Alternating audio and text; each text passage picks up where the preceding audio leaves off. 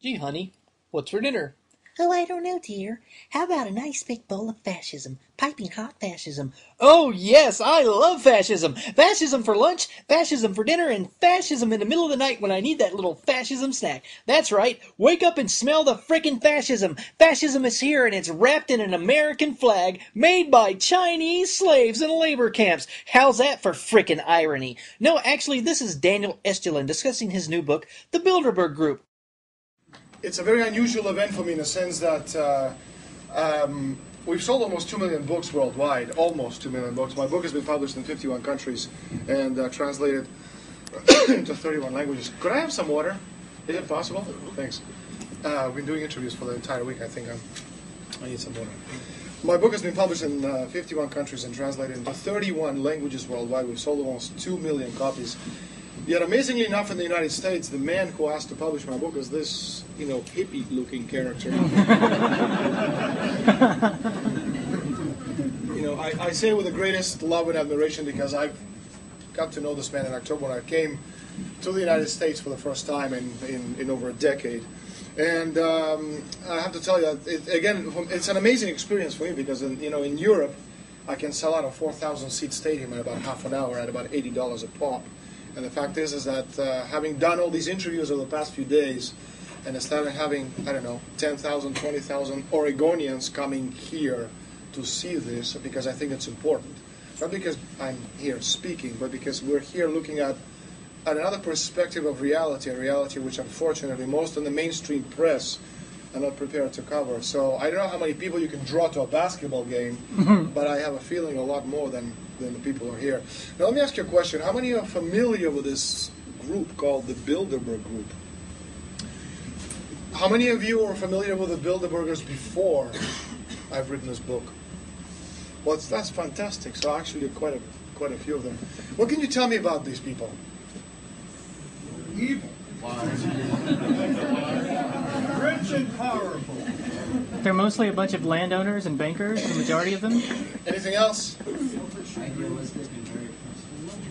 Well, one of the things we're going to be doing is destroying a lot of cliches, and one of the things we're going to be looking at is looking at ways we can fight there. Again, it's a very highly principled opponent we're dealing with. You may think that they're evil, you may not agree with them, but again, these are brilliant people, and you have to respect them for what they are. You may not like it, but you have to respect them. And one of the things we're going to be looking at is how to fight their principles without principles, and forgetting about fighting principles with technique. What we're going to do is I'm going to talk to you about the Bilderbergers, explain how what the structure of their organization, how they work, what they do in their annual meetings. I have lots of photographs and documents to show you from the annual meetings. I always attend these things annually. We're also going to talk about the past because, again, what today is called the Bilderberg Group or the Bilderberg Club, 600 years ago was called something else. Because, again, Bilderberg is only 53 years young. No group, no matter how powerful it is, being 50 years young in human terms, could be as powerful as the Bilderbergers are. You have to understand the past in order to understand the present and come out better people with more knowledge and more empowerment. We're also going to go into the future. We're going to talk about the near future because I don't think there is more beyond the near future. So before we actually get into the thing on the Bilderberg Group, let me just show you the photographs of some of their meetings.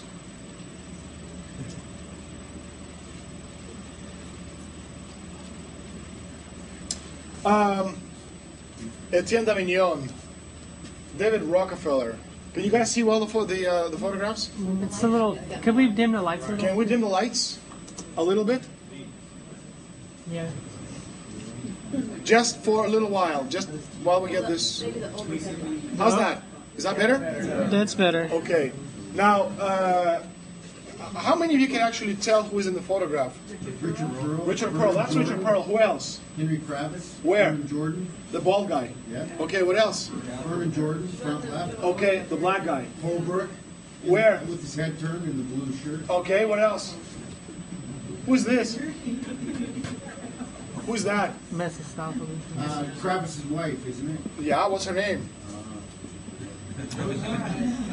Her name is Marie-José Kravis, exactly. She works for the Hudson Institute.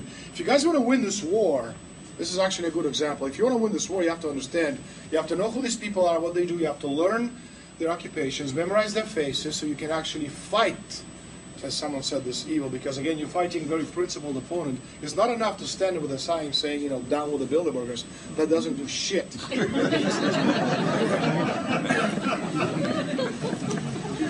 Let's go to the next photograph. That's Donald Graham in the back seat with a seatbelt on. He is the CEO of the Washington Post. That's Mr. Wolf. He is the Pulitzer Prize winning reporter for the Financial Times. That's Vernon Jordan. That's Jessica Matthews of Carnegie Endowment for Peace in 2004 in Stress in Italy. That's Mr. Hubbard. Until recently, he was one of the key financial advisors for Mr. Bush. This is actually quite an interesting photograph. Who is this guy? Oz. That's Richard Haas. What does he do? He is, isn't he the president of the Bilderberg? Well, no, he's not the president of the Bilderbergers. No, that's Etienne Davignon. That's the bald guy in the first photograph. He is the, exactly, of the Council on Foreign Relations. That's Kravis. Who is this guy? Bernabe. Who is Bernabe? Rothschild. He's the Rothschild representative in Europe. And that guy in the back, you know, the alcoholic with the glass? Holbrook. That's Holbrook, exactly. Again, learn who these people are, memorize their faces.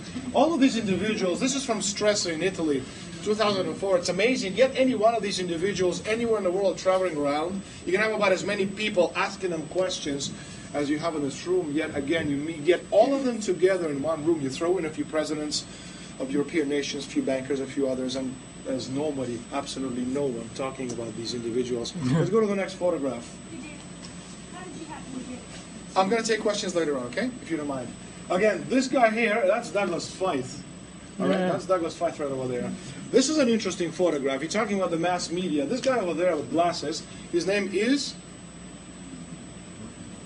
No, Martin Wolf, no. This is Martin Wolf. Who's that? That's Woolridge. He is for The Economist. That's Haas. That's Kagan. You're looking at the leading representatives of the mass media, okay, the Pulitzer Prize winning reporters, and again, you might want to ask yourselves why none of this information ever gets out in the mainstream press. Next, well, again, this is in Stress in 2004. This is Henri de Castrais. This is the president of AXA, one of the most important insurance companies in the world. This is quite a photograph. Again, this is in 2004 in Stresa in Italy. You're looking at the CEO of the Washington Post, the senior vice president, who is now the president of Pepsi Cola, Indra Nooyi, who is this week on the cover of Fortune magazine, and that's Marie-José Kravis. She is Henry Kravis' wife, and she is the fellow at the Hudson Institute. Next photograph, the same individuals. The bald guy behind them is Henry Kravis, obviously of KKR. That's Dermot Gleeson. He is the president of Irish Bank, former Minister of Finance in Ireland. That's the president of the Bilderbergers, Monsieur Etienne Davignon from Belgium. This is quite a photograph. This guy right there, that's Holbrook. Who's that? Is that Blair? No, that's John Edwards. You've heard of him, right? Okay, let's go to the next photograph. Amazingly enough, he's not talking about his participation at the Bilderberg conference. This is the kind of stuff I have to deal with every time I go to these conferences. I'll tell you about it in a minute, my experiences.